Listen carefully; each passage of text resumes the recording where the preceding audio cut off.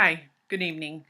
My apologies for taking a bit longer to get this posted than I was expecting. I've had a few technical difficulties. So, on with tonight. I wanted to just take the next level and go with a quote from the National Center for Deafblindness that everyone can read. Let us show you how. This is an amazing website and really great resource, even if your student or a person that you're concerned about isn't deafblind, but maybe just has complex communication needs. They have a wealth of resources on their literacy section of their website. Um, so you would type in literacy.nationaldb.org to get to that and to learn more about teaching literacy to students with complex needs. But in its essence, I think we talked about last time that literacy is communication, that communication is the foundation for literacy. But Copenhaver, Coleman, Kalman, and Yoder, I'm not sure I pronounced those correctly, so my apologies, wrote an article in 1991 about the four components. There are four components to literacy, which are reading, writing, listening, and speaking. So let's talk about each of those. That reading is looking at the symbols and interpreting the meaning of those symbols. And we know that I can't read like Italian or Hebrew or other languages. Those, even though there are symbols there, they don't have any meaning for me.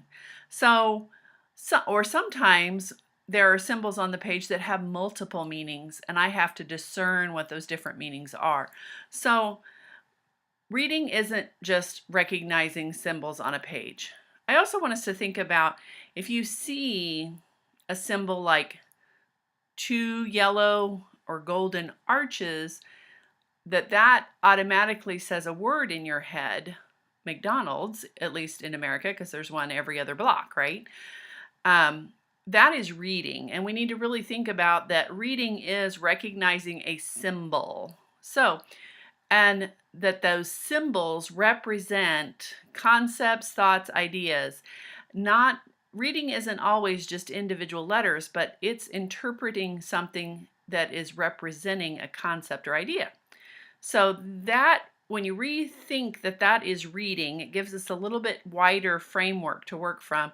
So we don't always have to focus on phonemic awareness to teach reading skills for some students. There's the flip side of that, and listening. Listening, you have to pay attention to somebody. You have to take in what they've presented, and it has to be presented in a way that makes sense to that individual. So sometimes I can hear somebody speaking a foreign language, but that doesn't mean I can really listen to what they're saying because I can't interpret those audio symbols. So we really need to think of listening in a whole different way. Listening can be me presenting you with an object symbol, and you feel that object symbol and understand what that object symbol means. It means it's time to go swimming, and I love swimming. So another component of that we talked about is writing.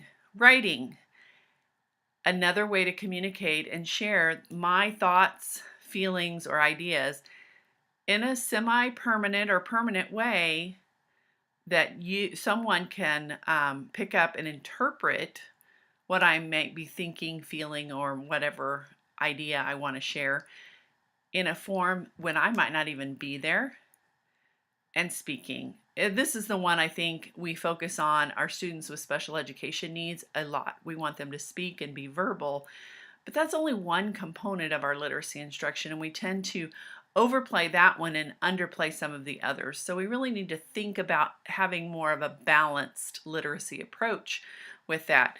And then those verbal speaking components really could be not just verbal.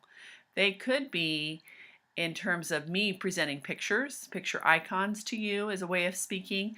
They could be through an augmentative or alternative communication device. They could be gestures or signs that I use to communicate as my way of speaking to you.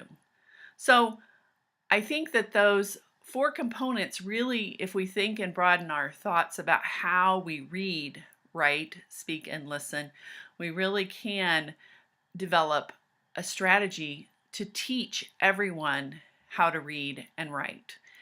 Again, I want to encourage you, if you haven't ever visited literacy.nationaldb.org, I really want to encourage you to go to that website and just dig around on their strategies and components. It is good material. Thanks for listening, and hopefully I'll have something for you again next week. Thank you.